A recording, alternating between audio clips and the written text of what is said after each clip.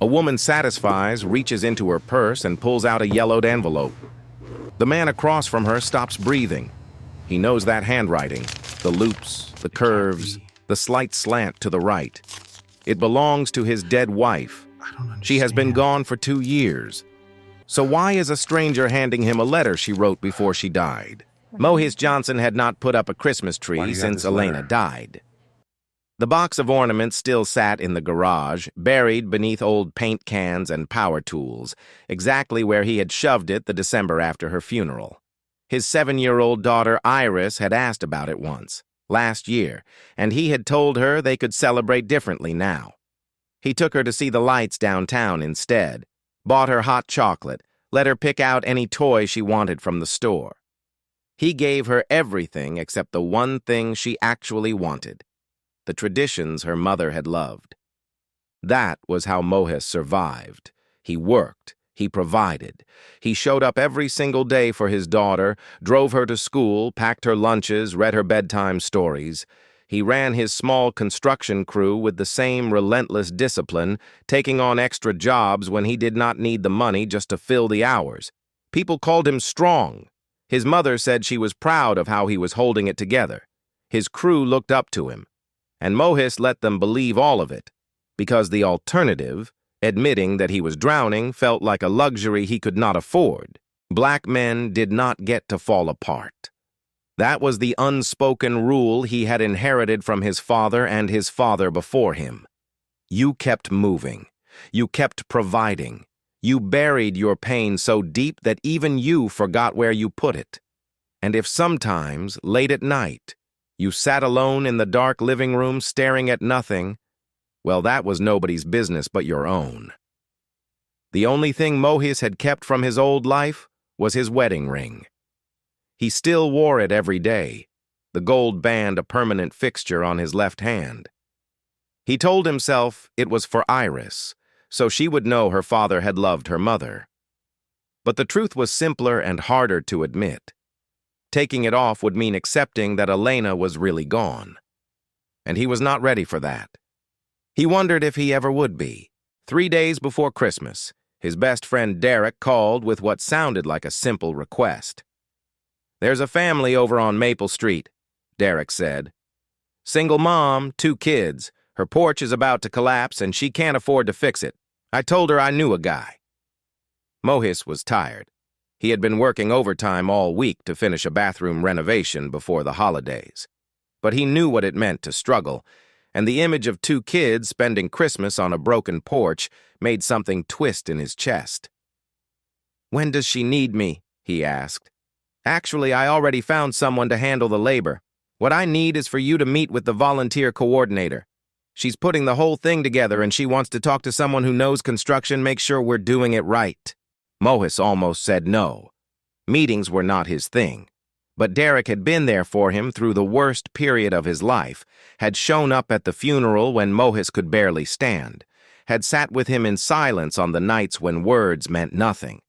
He owed Derek more than he could ever repay. "Fine. Where and when?" "Tomorrow afternoon, the coffee shop on 5th and Main. Her name's Candace. I'll text you when she gets there." The coffee shop was warm and crowded when Mohis arrived, filled with holiday shoppers taking a break from the chaos outside. Christmas music played softly from the speakers, and the smell of peppermint and cinnamon hung thick in the air. Mohis hated all of it. Every carol, every decoration, every reminder of what this season used to mean before Elena got sick. He spotted a woman sitting alone at a corner table, nursing a cup of tea. She looked up when he approached, and something flickered across her face. Recognition, maybe, or surprise. She was in her early 30s, with kind eyes and the sort of calm demeanor that suggested she had seen more of life's hard edges than most people her age. "Mohis?" she asked. He nodded and sat down across from her. "You must be Candace. Derek said you're coordinating the porch project." Something shifted in her expression, a brief moment of confusion that she quickly masked. "Right. The project. Yes." For the next few minutes, they made awkward small talk. Candace asked about his construction experience. Mohis gave short, practical answers. But something felt off, a strange tension in the air that he could not quite name. She kept looking at him like she was waiting for something, and he kept feeling like he was missing half the conversation. Then his phone buzzed. A text from Derek. "So? Have you met her yet? What do you think?" Mohis stared at the message. The wording was wrong. Derek would not ask, "What do you think?" about a volunteer coordinator for a community project. That was the kind of question you asked about something else entirely. That was the kind of question you asked about a date. The realization hit him like a punch to the stomach. He looked up at Candace, and the guilt written across her face confirmed everything. This was not a meeting about a porch. There was no single mom on Maple Street. Derek had lied to him, had manipulated him into sitting across from a woman in a coffee shop 3 days before Christmas like some pathetic widower who needed to be fixed. "This is a setup," Mohis said. His voice came out flat, but underneath it, something dangerous was building. "Derek set this up." Candace's expression shifted from guilt to something more complicated. "I didn't know either. He told me you needed someone to talk to, someone who understood grief. He didn't say anything about..." "About what? A blind date?" Mohis laughed, but there was no humor in it. "That's what this is, isn't it? My best friend decided I've been sad long enough, so he arranged for some stranger to come fix me. That's not... Since Elena died, everyone thinks they know what I need." Mohis cut her off, his voice rising just enough to draw glances from nearby tables. "My mother keeps telling me Elena would want me to move on. My sister sends me articles about grief counseling, and now Derek thinks the answer is to trick me into meeting a woman over coffee like I'm some project that needs completing." He stood up, pushing his chair back with more force than necessary. The couple at the next table looked away quickly, pretending they had not been listening. "I'm not broken," Mohis said, the words tight in his throat. "I don't need saving, and I sure as hell don't need some stranger looking at me with pity in her eyes." He was halfway to the door when Candace's voice stopped him. "I'm not here to fix anyone." Mohis turned around. She had not moved from her seat, had not raised her voice, but something in her tone made him listen. "I'm here because of a promise," she said. "A promise I made to someone a long time ago, and I've been waiting all this time for the right moment to keep it." Mohis stood frozen in the middle of the coffee shop, caught between the door and the woman who had just said the one thing he could not walk away from. A promise. The words circled in his mind, looking for a place to land. "What are you talking about?" he asked. Candace reached into her purse and pulled out something that made Mohis's heart stop, a sealed envelope, yellowed with age, with handwriting he would recognize anywhere. The loops and curves of the letters, the slight slant to the right, the way the pen pressed harder on certain words. He had seen that handwriting on grocery lists, on birthday cards, on the note she left on his pillow the morning before she went to the hospital for the last time. Elena's handwriting. "Before she died," Candace said quietly, "your wife asked me to give this to you. She made me promise to wait, to find the right moment." Mohis could not move, could not speak.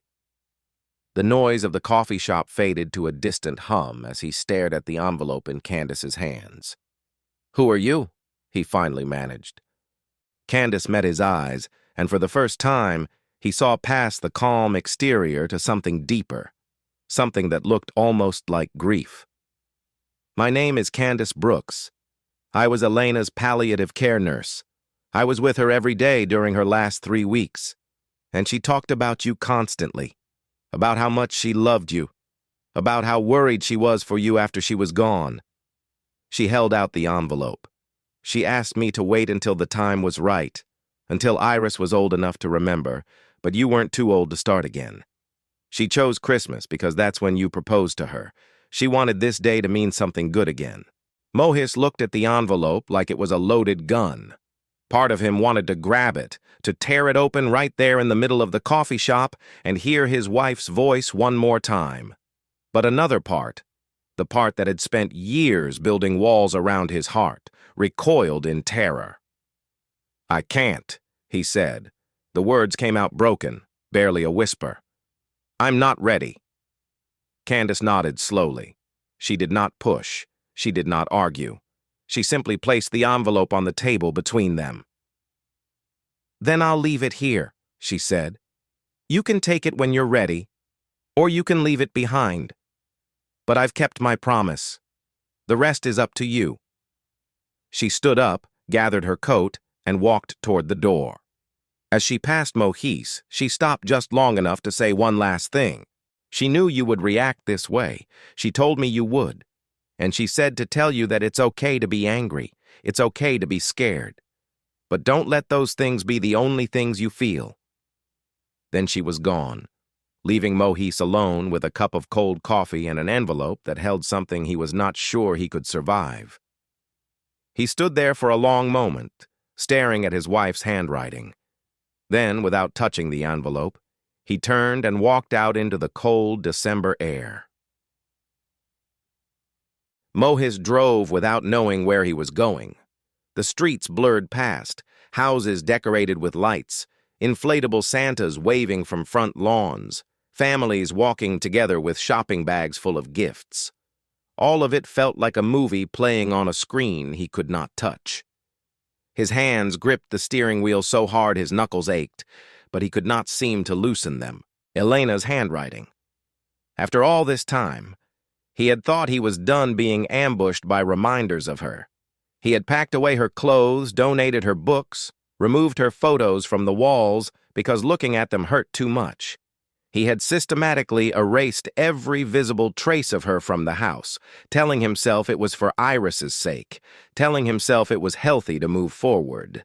But one glimpse of her handwriting on that envelope had undone all of it in a single breath. He ended up parked outside a church he did not recognize, staring at a nativity scene on the front lawn. Mary and Joseph bent over the manger, their painted faces serene.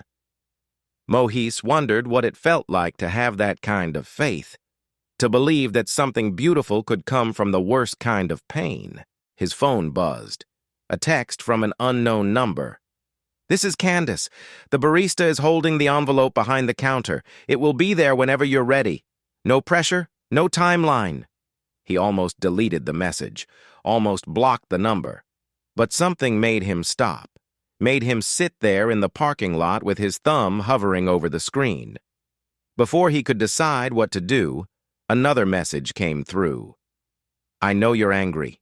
You have every right to be. But before you decide you never want to see me again, there's something I want to tell you. Something about why I do what I do. It might help you understand why Elena trusted me." Mohis stared at the words for a long time. Then, against every instinct screaming at him to drive away and never look back, he typed a single word. "Where?" They met at a park near the river, a quiet stretch of grass and bare trees that overlooked the water. The cold had driven most people indoors, leaving the benches empty and the walking paths deserted.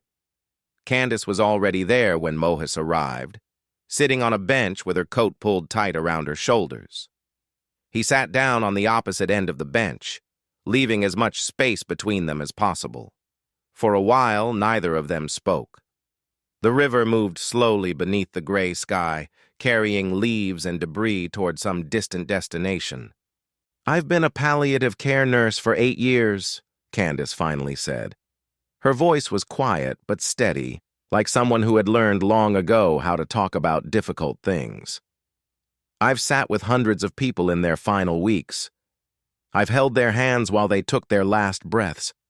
I've listened to their regrets, their fears, their wishes for the people they were leaving behind." Mohis said nothing. He kept his eyes on the river, but he was listening. "Most of the time, people are scared of dying," Candace continued.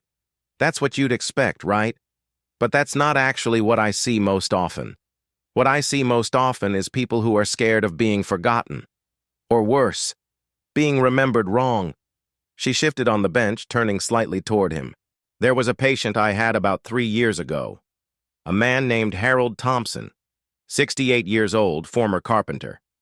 He'd been a widower for almost 20 years by the time I met him. Raised his son alone after his wife passed. Moas felt something tighten in his chest, but he did not interrupt. Harold was dying of lung cancer. He had maybe 3 weeks left when I started seeing him, and every day he'd talk about his son, how proud he was of him, how the boy had grown into a good man, had a family of his own, was doing well in his career. But there was this sadness underneath all of it, this weight he was carrying that he couldn't put down. Candace looked out at the river, her breath forming small clouds in the cold air. One day I asked him what was wrong. He didn't answer at first, just sat there staring at the wall. Then he said something I've never forgotten. She turned to look at Mohis directly. He said, "My son is going to remember me as a strong man. That's the only version of me he knows. He doesn't know that I cried every single night for a year after his mother died. He doesn't know that I was terrified every day that I was failing him. He doesn't know that I wanted to give up more times than I can count. I hid all of that from him because I thought that's what fathers were supposed to do. I thought being strong meant never letting him see me weak." Mohis's jaw tightened. The words hit too close, burrowed too deep into places he had spent years trying to seal shut. "Harold told me his biggest regret wasn't anything he did," Candace said. "It was what he didn't do. He never let his son see him grieve. He never showed him that men are allowed to hurt, allowed to cry, allowed to be human. And because of that, his son grew up believing the same lie, that strength means hiding your pain, that being a man means carrying everything alone." She let the words settle in the cold air between them. Harold died 3 days later. His son was at the funeral, standing there stoic and silent, not shedding a single tear. And all I could think was, the cycle continues. Another generation of men who believe they're not allowed to feel. Mohis finally spoke, his voice rough. "Why are you telling me this?" "Because Elena told me about you," Candace said. "She talked about you every single day during those last 3 weeks, how much she loved you, how good you were with Iris, how you would do anything for your family. But she was also terrified for you. She knew exactly what you would do after she was gone." Mohis turned to look at her for the first time since they sat down. "She said you would become Harold Thompson," Candace continued. "She said you would bury everything, keep working, keep providing, keep being the strong black man that everyone expected you to be. And she said Iris would grow up watching you, learning from you, believing that love isn't worth the pain because she never saw you grieve the woman you lost." The words landed like stones in Mohis's chest. "Elena didn't ask me to deliver that letter because I was convenient," Candace said. "She asked me because I was an outsider. She knew you'd never accept this from your mother, your sister, your friends. Anyone who loved you would look at you with pity, and you'd shut them out. But I'm nobody to you. I'm just the messenger. I have no history with you, no expectations. I'm just someone delivering what your wife wanted you to have." Mohis felt the familiar walls rising inside him, the defensive anger that had become his default response to anything that threatened to crack him open. But underneath it, something else was stirring, something that felt dangerously like recognition. "I don't need a stranger psychoanalyzing me," he said, but the words came out weaker than he intended. "I'm not psychoanalyzing you. I'm telling you what I've seen. And what I've seen is that the strongest men I've ever met aren't the ones who never cry. They're the ones who let themselves break and then find a way to put the pieces back together. They're the ones who show their children that love is worth the pain, that grief is the price we pay for having something worth losing." Mohis stood up abruptly. His whole body felt tight, like a wire stretched to its breaking point. "The envelope is still at the coffee shop," Candace said. "The barista's name is James. He'll hold it as long as you need." She stood up as well, gathering her coat around her. "I'm not trying to fix you, Mohis, and I'm not trying to save you. I'm just trying to keep a promise to a woman who loved you more than anything in this world. What you do with it is up to you." She walked away without looking back, leaving Mohis alone by the river with the cold wind cutting through his jacket and his wife's words echoing in his mind.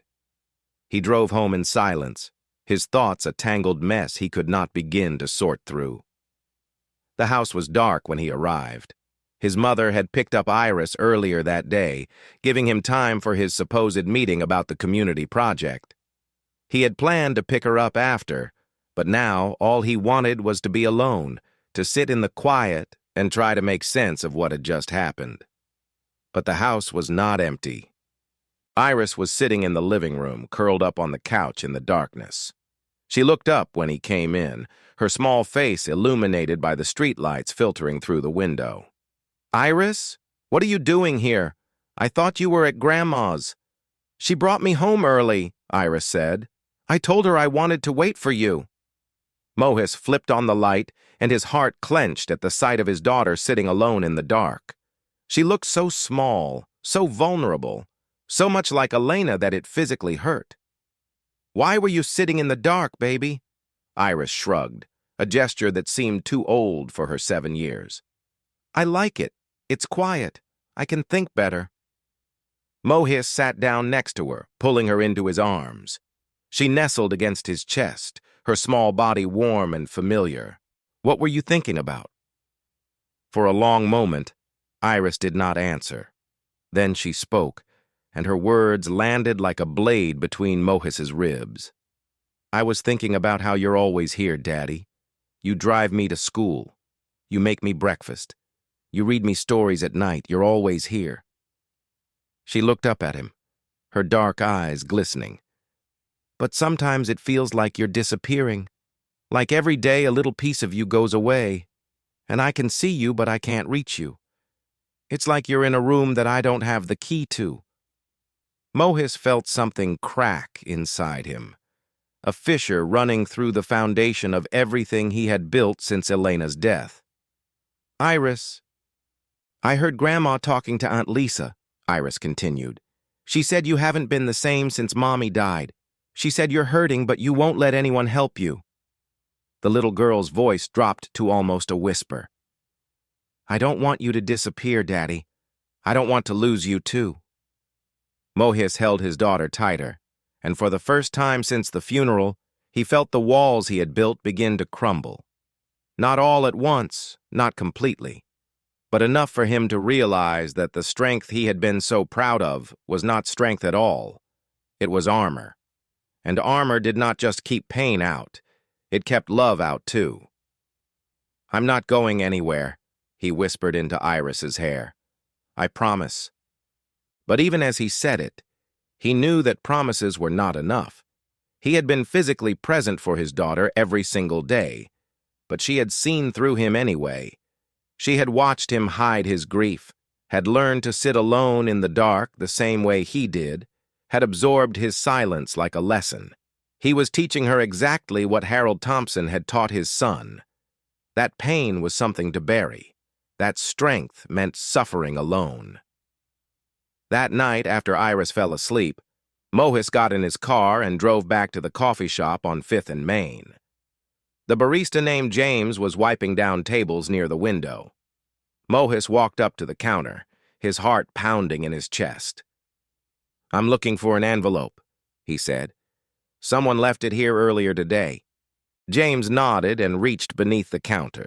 He pulled out the yellowed envelope with Elena's handwriting on the front and slid it across the counter toward Mohis. "Lady said you'd come back for it. Said to tell you there's no rush." Mohis stared at the envelope, his wife's handwriting, his name written in her careful script. He picked it up, feeling its weight in his hands, so light and yet heavy with everything it contained. He was not ready to open it, not yet. But for the first time since Elena died, he was ready to admit that he needed to. Mohis sat with the envelope on his kitchen table for 2 days. He did not open it. He did not hide it. He just let it sit there, Elena's handwriting facing up, while he moved through the motions of his life, making breakfast for Iris, driving her to school, answering calls from his crew about holiday schedules, Every time he walked past the table, he felt the envelope watching him, waiting. On the morning of Christmas Eve, he finally picked up his phone and called the number Candace had texted him from. She answered on the third ring. "Mohis?" "I need to open this letter," he said, "but I don't think I can do it alone." There was a brief silence on the other end. Then Candace spoke, her voice gentle but not pitying. "Where do you want to meet?" He thought about it for a moment. The coffee shop felt wrong, too public, too associated with the anger and confusion of their first meeting. The park by the river was too cold, too exposed. "There's a playground about 2 blocks from my house," he said. "Elena used to take Iris there every weekend. There's a bench under a big oak tree where she liked to sit. I'll be there in 20 minutes. The playground was empty when Mohis arrived. Most families were home preparing for Christmas, wrapping last-minute gifts and cooking holiday meals. The swings hung motionless in the cold air, and the slide glistened with a thin layer of frost. Mohis sat down on the bench under the oak tree, Elena's bench, and waited. Candace arrived a few minutes later, bundled in a heavy coat with a scarf wrapped around her neck. She sat down beside him without speaking, leaving enough space between them to feel respectful, but close enough to feel present. Mohis held the envelope in his hands, turning it over slowly. His wife's handwriting, his name in her careful script. Whatever was inside had been waiting for him for 24 months, patient and persistent. "She knew me better than anyone," he said quietly, "better than I knew myself. She always did." Candace did not respond. She simply waited. Mohis slid his finger under the flap of the envelope and opened it carefully, as if the paper itself was something precious. Inside, he found a folded letter and something small and hard wrapped in tissue paper. He set the tissue-wrapped object aside and unfolded the letter. Elena's handwriting filled the page, neat and familiar. Mohis began to read, and for a moment it was like hearing her voice again. "My love," the letter began. "If you're reading this, it means you were brave enough to take it, or stubborn enough to be pushed into it. Either way, I'm proud of you." Mohis felt his throat tighten, but he kept reading. "I know what you're going to do after I'm gone. I know you, Mohis. You're going to work yourself to exhaustion. You're going to be the best father Iris could ever ask for. You're going to make sure she never wants for anything. And you're going to bury your grief so deep that even you forget where you put it. I love you for that. I love that you're strong. I love that you'll do anything to protect our daughter. But strength isn't the same as silence. And protecting Iris doesn't mean hiding your heart from her. I want her to know that her father loved her mother so much that losing me broke him. I want her to see you cry. I want her to know that men are allowed to grieve, that love is worth the pain, that the price of caring deeply is sometimes hurting deeply. Because if she doesn't learn that from you, she'll grow up thinking she has to be strong all the time too. And I don't want that for her. I don't want that for either of you." Mohis's hands were shaking. He could feel moisture gathering in his eyes, but he blinked it back and kept reading. "You proposed to me on Christmas Eve. Do you remember? We were standing in the snow outside that little Italian restaurant, and you got down on one knee, and I cried so hard I couldn't even say yes properly. I just nodded and laughed and pulled you up and kissed you right there on the sidewalk. That's what I want Christmas to mean for you again. Not the day you lost me, the day you chose me, the day we chose each other. Don't let this holiday become a monument to grief. Let it be what it was always meant to be, a celebration of love. The gift I left you is my wedding ring, but you'll notice I didn't leave it the way I wore it. I had Candace put it on a chain. I want you to keep it close to your heart, but I want your hand to be free. Not because I want you to forget me. Never that. But because I want you to be able to hold someone else's hand someday without feeling guilty. I want you to be able to reach for happiness without feeling like you're betraying what we had. Loving someone new won't mean you loved me less. It will mean you learned from loving me. It will mean our love taught you how to love again. and that's the greatest gift you could give me. I know you still wear your ring. I know you'll probably never take it off on your own. So I'm giving you permission. More than that, I'm asking you to. Not today, not tomorrow, but someday, when you're ready. Take off that ring and know that I'm not angry. Know that I'm proud of you for being brave enough to live again. I don't know who Candace is bringing this to you as. I don't know if you'll ever see her again after this. But I do know this. She kept her promise. She waited all this time to give you something I asked her to deliver. That says something about who she is. So, if she's still there, when you finish reading this, maybe buy her a cup of coffee. You took 6 months to ask for my number, remember? Don't make the same mistake twice. I love you, Mohis. I will always love you. And I will be watching from wherever I am, cheering you on as you figure out how to live without me. Not because I want you to forget me, but because I know you're capable of so much more than survival. You're capable of joy. Merry Christmas, my love. Now go decorate that tree. Forever yours, Elena. Mohis lowered the letter. His vision had blurred, and he realized tears were streaming down his face. He had not cried since the funeral, had not allowed himself to. But now, sitting on Elena's bench with her words in his hands, the walls finally came down. He wept. Not quietly, not politely, but with the kind of raw, gut-wrenching sobs that felt like they were being pulled from somewhere deep inside him. All the grief he had buried, all the silence he had mistaken for strength, all the pretending he was fine, all of it came pouring out in a single moment. Candace did not speak. She did not try to comfort him with empty words or meaningless platitudes. She simply sat beside him, a quiet presence in the cold December air, letting him feel whatever he needed to feel. When the worst of it had passed, Mohis wiped his face with the back of his hand and picked up the tissue-wrapped object. He unwrapped it slowly, revealing Elena's wedding ring threaded onto a simple silver chain. He stared at it for a long moment. Then he lifted it over his head and let it settle against his chest, the ring resting directly over his heart. "Thank you," he said to Candace. His voice was hoarse but steady. "For keeping your promise, for waiting." Candace nodded. She made it easy to keep. She was one of the most remarkable people I've ever met. Mohis looked at her, really looked at her for the first time. "Why did you do it? You could have mailed this to me. You could have given it to Derek. Why wait all this time and deliver it yourself?" Candace was quiet for a moment, her gaze distant. "Because I'm good at taking care of other people," she finally said. "That's what I do. It's who I am. I sit with the dying. I hold their hands. I listen to their stories. I carry their messages to the people they love. But I don't let anyone do that for me. I don't let anyone in." She looked down at her hands, folded in her lap. "When Elena asked me to do this, she said something that stuck with me. She said that grief isn't meant to be carried alone, that we need each other, not to fix each other, but to witness each other, to sit in the darkness together until we're ready to find the light." Mohis listened without interrupting.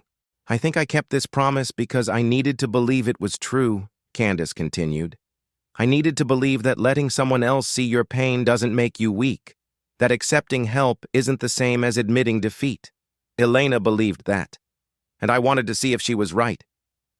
For a long moment, neither of them spoke. The playground remained empty around them, the swings still, the frost slowly melting as the sun climbed higher. "She was right," Mohis finally said. "I think she was right." That evening, Mohis did something he had not done since Elena died. He went into the garage, moved aside the paint cans and power tools, and pulled out the box of Christmas ornaments that had been gathering dust for far too long. Iris watched him from the doorway, her eyes wide with disbelief. "Daddy, what are you doing?" Mohis set the box down in the living room and opened it. Inside were dozens of ornaments, glass balls, handmade decorations, a wooden star that Elena's grandmother had carved decades ago. "I thought we could decorate the tree this year," he said. Like we used to. Iris looked at him with an expression he could not quite read. But we don't have a tree. Then I guess we need to go get one. An hour later, they were back home with a 6-foot Douglas fir strapped to the roof of Mohis's truck. They spent the evening decorating it together, Iris chattering about which ornaments were her favorites, while Mohis lifted her up to hang the ones she could not reach. When they finished, Iris stood back and looked at the tree, her face glowing in the soft light of the string lights. "Why did you want to do this, Daddy?" she asked. "You said we didn't need a tree anymore." Mohis knelt down beside her so they were eye to eye. "Because your mom loved Christmas," he said. "And I think she would be sad if she knew we stopped celebrating. She'd want us to remember the good things, not just the hard things." Iris nodded slowly. Then she threw her arms around Mohis's neck and hugged him tight. "I miss her," she whispered. "I miss her too, baby. Every single day." The doorbell rang. Iris ran to answer it and found Candace standing on the porch holding a box of gingerbread cookies. "I hope I'm not interrupting," Candace said. "I just thought, well, I didn't have anywhere else to be tonight, and I brought cookies." Iris looked up at her father, then back at Candace. "Do you want to see our tree? We just decorated it." Candace smiled. "I would love to." Later that night, after Iris had fallen asleep on the couch and Candace had gone home, Mohis stood alone in the living room looking at the Christmas tree. Elena's ring hung warm against his chest, and for the first time since she died, the weight of it felt less like an anchor and more like a reminder. He did not know what the future held. He did not know if Candace would become something more than the woman who had kept his wife's final promise. But for the first time since Elena died, Mohis Johnson was not afraid to find out. He looked down at his left hand, at the gold band he had worn every day since his wedding.